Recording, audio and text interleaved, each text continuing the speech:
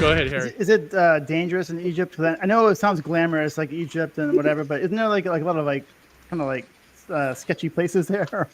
No, Like no. No. You know, we are in a village in the south of Egypt. We work out in the desert. It's actually super safe.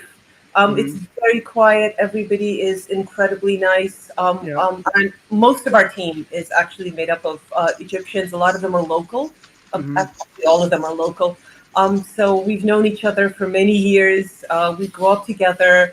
Our conservators, the guys who are actually restoring all the stone carvings on the walls, I've known them ever since I was a child. So really, we're like a family, you know. And Egypt is just such a safe place. Okay, you know, it is. I've always heard stories of not so safe. You know, are complete legends. You know, I've had a lot of people ask, especially when I was little. You know, my teachers at school, when I would leave school to go to Egypt, like, oh, that's such a dangerous place, and there are all these things going on. I'm like, what? Give me an example. Literally, give me an example of something that is actually happening in Egypt that is dangerous. Yeah, I've never felt unsafe here.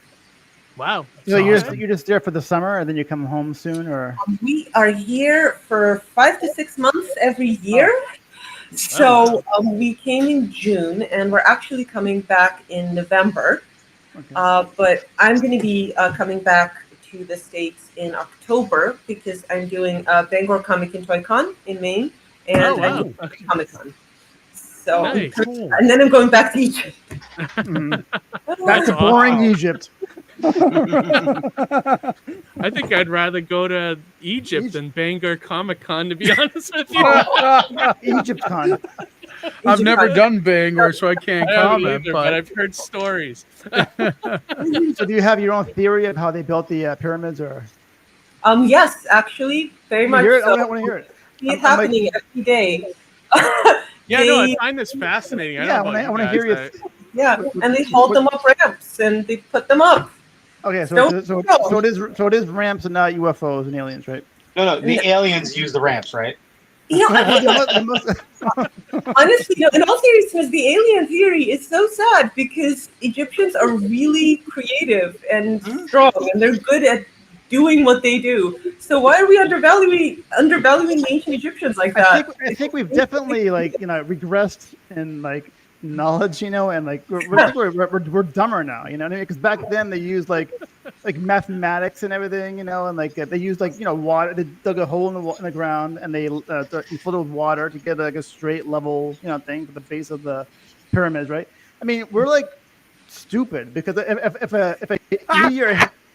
an asteroid hit our if there was a solar flare and we lost all satellites, it would be like, what? Because we always do is use our phones and tablets and computers. We'd be stupid, Nobody writes.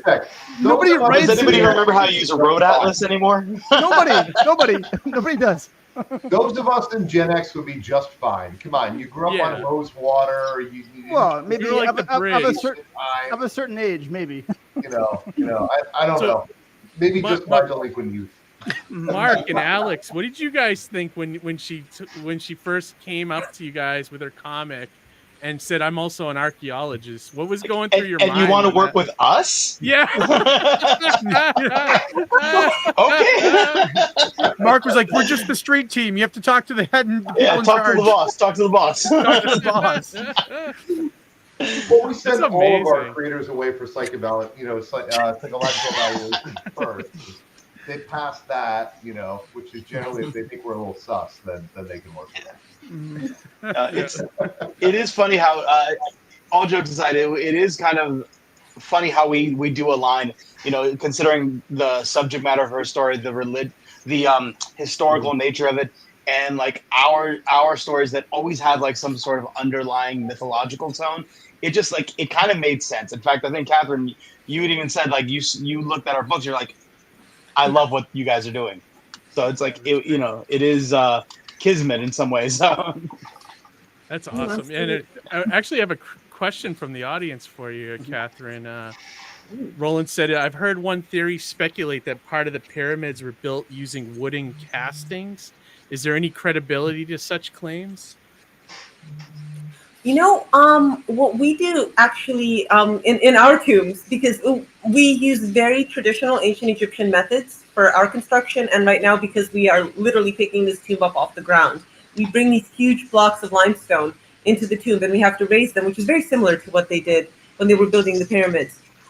So we just lay down these tracks on the ground, and we put little wooden beams on them, and we just roll these blocks of limestone along the beams, and we get them to where they're going. So I think they must have built the pyramids in a very similar way, only in our case we're going down rather than up because the tomb is underground. There was something that came out about a week ago. They talked about hydraulics and the use of water power to actually move a lot of that stuff. Oh, wow. So, I mean, I don't know if you saw any of that. I'm curious to hear what you think about that, because that's fascinating. No, it's absolutely possible. They had so much advanced technology in ancient Egypt that we're still trying to figure out today.